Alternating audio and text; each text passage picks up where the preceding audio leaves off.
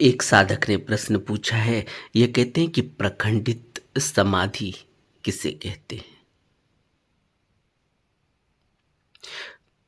प्रखंडित समाधि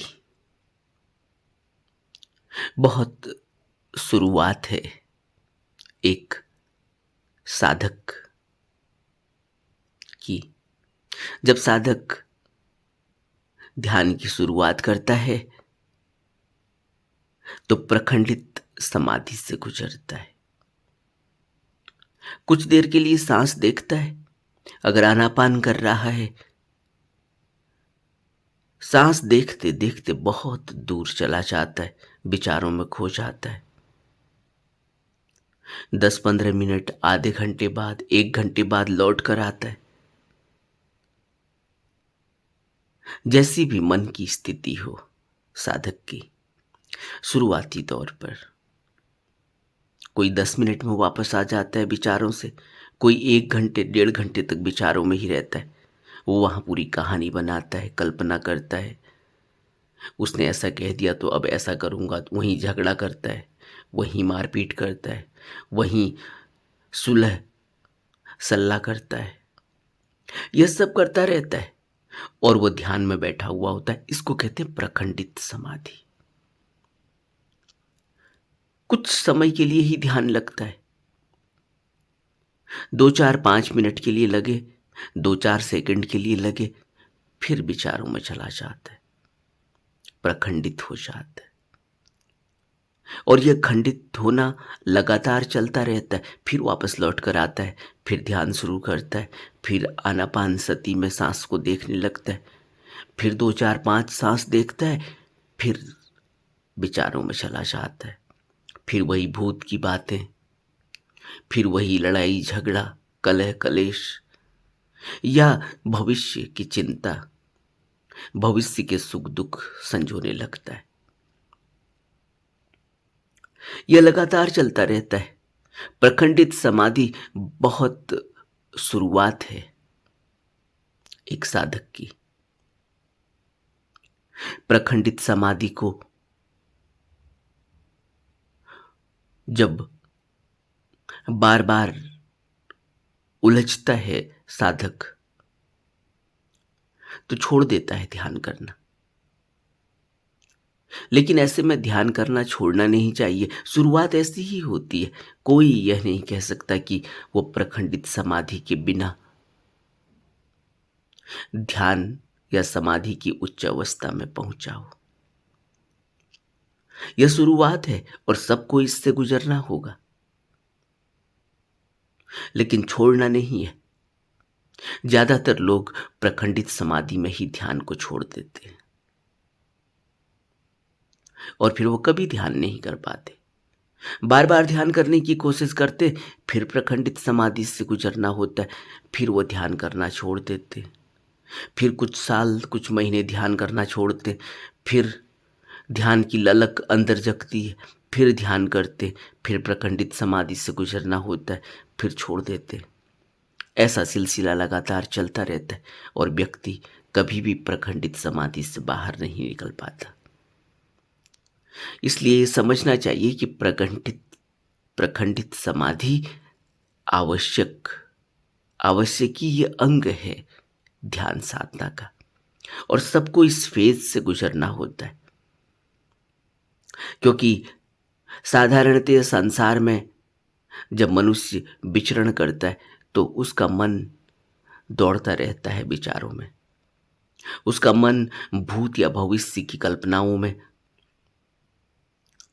भूत या भविष्य के उन संस्कारों में, भूत या भविष्य की उन घटनाओं को बार बार रिपीट करता रहता है।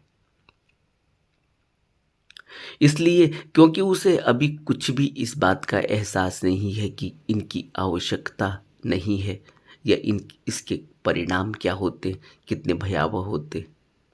एक संसारी आदमी को कुछ पता नहीं कि ध्यान में किस कदर परेशानी से गुजरना होता है।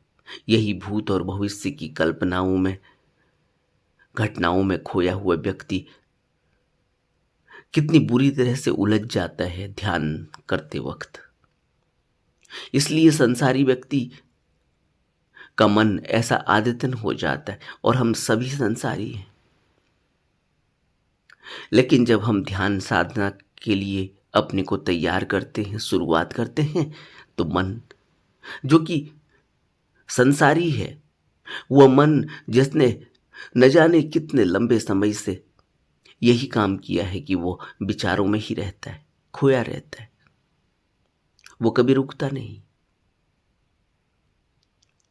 तो जब भी ध्यान करते वक्त शुरुआत में ऐसी उलझन आती है, वो ध्यान छोड़ देता है। उसे लगता है कि पता नहीं क्या हो रहा है मेरे साथ, मैं नहीं कर पाऊंगा। इसको प्रखंडित समाधि कहा गया। बौद्ध दर्शन में प्रखंडित समाधि से सबको गुजरना होता है, बिना इसके तो ध्यान सधता ही नहीं। प्रखंडित समाधि को समझना होगा, और जब तक व्यक्ति प्रखंडित समाधि को समझेगा नहीं, उससे गुजरेगा नहीं, तब तक वो आगे बढ़ नहीं सकता, क्योंकि पड़ाव यही है। यह सीढ़ियां हैं, शुरुआती सीढ़ियां, इन्हीं से होकर गुजरना होता है। प्रखंडित समाधि जैसे जैसे कम होने लगती है, जैसे जैसे प्रखंडित समाधि से ऊपर उठने लगता है साधक, तब दूसरी समाधि घटती है। उसको उपचार समाधि कहते हैं। उपचार समाधि में ध्यान रुकने लगता है, ठहरने लगता है। थोड़ी देर के लिए विचारों से वह अपने को अलग कर लेता है। थोड़ी देर के लिए मन शांत और स्थिर हो जाता है, उपचार समाधि घटती है। लेकिन उपचार समाधि जल्दी नहीं आती। उपचार समाधि के लिए लगातार अभ्यास चाहिए। प्रखंडित से ऊपर उठकर उपचार समाधि में ध्यान लगने लगता है। हाथ पांव सुन्न होने लगते हैं, शरीर की सुध बुद्ध नहीं रहती, मन स्थिर होने लगता है, शांत हो जाता है, गहरे शून्यता में चला जाता है मन। और उसके बाद इतनी गहन शांति मनुष्य के जीवन में उतरती है। कुछ पल के लिए ही सही, कुछ मिनटों कुछ घंटों के लिए ही सही, लेकिन वो बहुत शांत हो जाता है। अब किसी भी तरह की कोई झंझट उसके सामने उसको प्रताड़ित नहीं करती। झंझट तो हमेशा ही रहती है। छोटी छोटी बातों में आदमी उग्र हो जाता है, उन बातों में जो बिल्कुल ही नगण्य है, उन बातों में क्रोधित हो जाता है जिन बातों की कोई महत्ता नहीं। इससे पता चलता है कि आदमी व्यग्र है, दुखी है, पीड़ित है, मन के अंदर एक ववंडर चल रहा है। लेकिन उपचार समाधि घटती है तो नगण्य नगण्य दिखाई देने लगता है, व्यर्थ व्यर्थ सा दिखाई देने लगता है, सार्थक सार्थक दिखाई देने लगता है। गहरी शून्यता आ जाती है, सब कुछ ठहर जाता है, सारा ऊहापोह खत्म हो जाता है जीवन का। उपचार समाधि। लेकिन उपचार समाधि से पहले बहुत कुछ पीड़ा सहनी पड़ती है प्रखंडित समाधि की, इसलिए ये ध्यान नहीं छोड़ना चाहिए। जब उपचार समाधि घटेगी तो बहुत कुछ निकल जाता है शरीर से, शरीर की रोग पीड़ा, शरीर के दुख, मन के दुख, मन की पीड़ा, मन के रोग अपने आप चले जाते, किसी दवा की जरूरत नहीं होती। क्योंकि जैसे जैसे शून्यता घटती है, शून्यता घटती है, मन शून्य होने लगता है, वैसे वैसे रिकवरी होने लगती है, वैसे वैसे गहन शांति घटित होने लगती है, वैसे वैसे जो शरीर में केमिकल रिएक्शन होते हैं पॉजिटिव रिएक्शन होने लगते।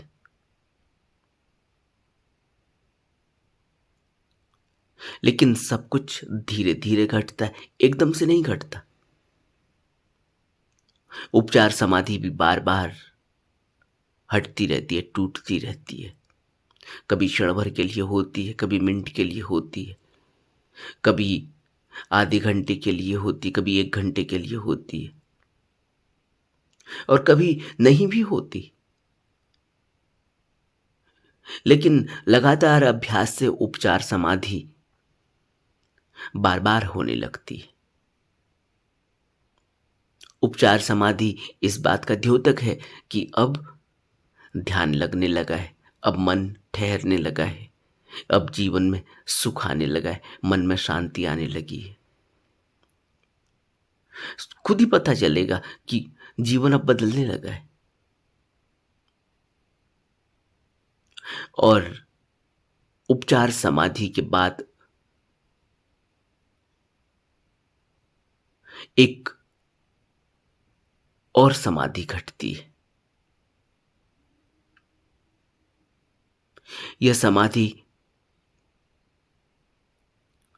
घटते ही मनुष्य स्थिर होने लगता है, मन रुकने लगता है, गहन शांति बहुत लंबे समय के लिए रहती है।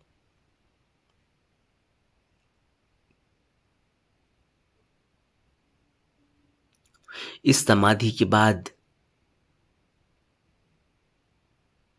मनुष्य फिर साधारण मनुष्य नहीं रह जाता। धीरे धीरे सहजता आने लगती है, सहज समाधि की ओर बढ़ने लगता है साधक। लेकिन लंबा अभ्यास चाहिए, निरंतर अभ्यास चाहिए। यह बहुत बात की अवस्था है। उपचार समाधि में ही मनुष्य को बहुत खुशी और शांति प्रतीत होने लगती है, जीवन बदलता हुआ नजर आता है।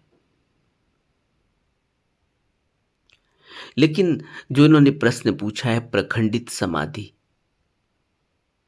प्रखंडित समाधि तो बहुत शुरुआती लक्षण है। बार बार मन का भाग जाना, विचारों में चले जाना, क्रोध आ जाना, दुख का घेर लेना, भूत की बातों में, भूत की घटनाओं में अपने को डुबा देना, भविष्य की चिंता में अपने को डुबा देना, फिर लौट कर आना, फिर ध्यान करना, फिर खिन्नता हो जाती है ध्यान से, बड़ी छटपटाहट होती है ध्यान में, क्योंकि मन फिर वहीं ले जाता है, वही कलह कलेश।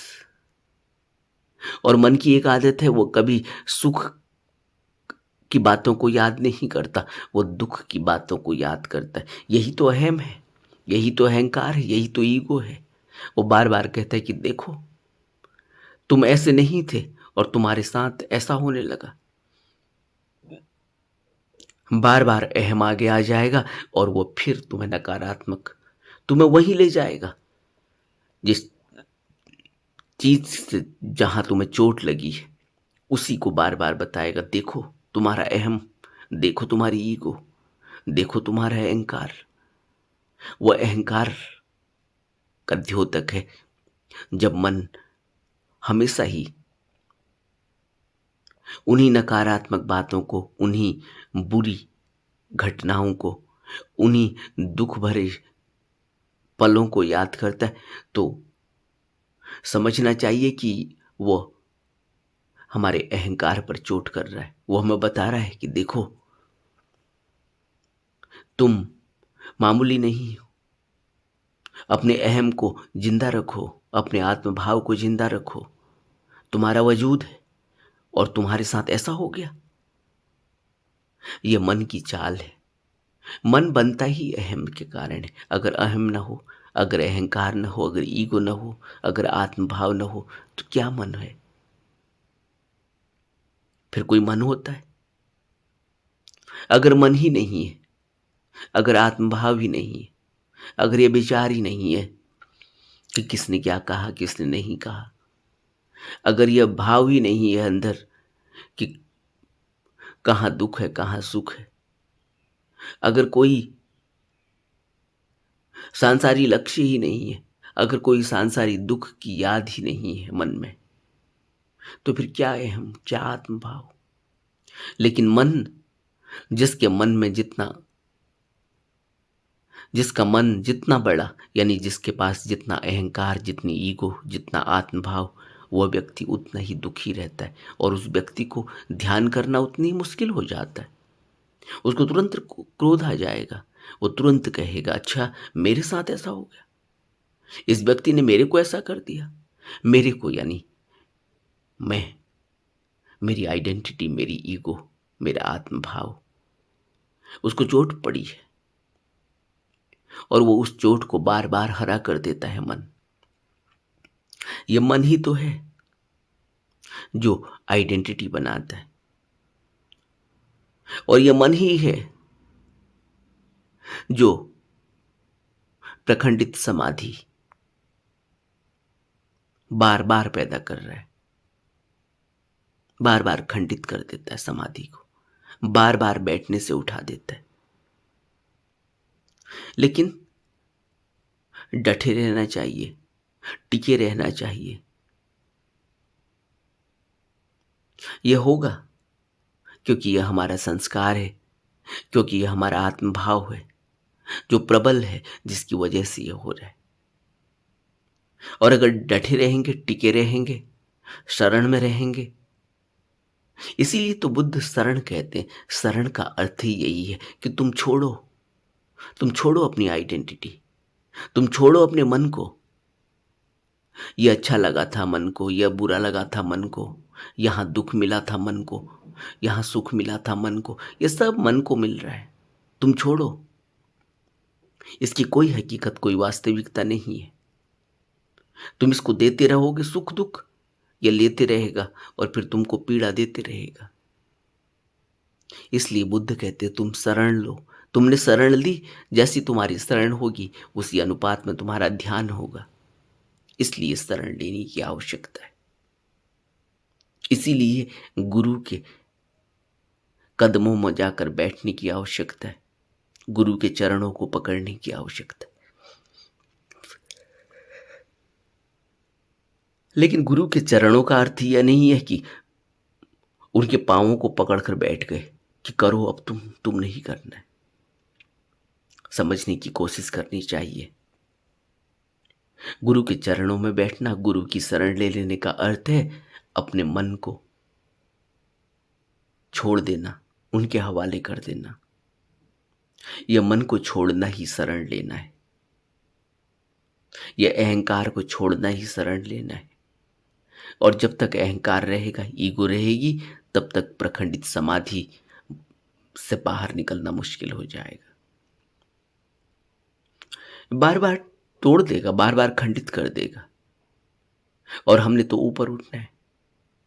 इसलिए वह व्यक्ति जो जितना अहंकारी है, जिसके अंदर जितनी ईगो है, जिसके अंदर जितना द्वेष है, राग है, क्रोध है, उस व्यक्ति को उतनी ही देर हो जाती है, उतना ही मुश्किल हो जाता है, क्योंकि मन आगे आ जाता है, फिर तोड़ देता है समाधि को, फिर ध्यान से उठा देता है। इसलिए समझने की आवश्यकता है, कोई दुश्मन नहीं है हमारा ध्यान के लिए। हमारा मन ही हमारा सबसे बड़ा दुश्मन है और यही मन सबसे बड़ा दोस्त भी बन जाता है। सब कुछ हमारे ऊपर है। इसीलिए तो बुद्ध कहते हैं कि मैं क्या कर सकता हूं। तथागत तो रास्ता बता सकते, तुम्हारे लिए चल नहीं सकते। इसलिए शरण की आवश्यकता है। जिसने शरण ली उसका काम आसान हो जाता है। नमो बुद्धाय।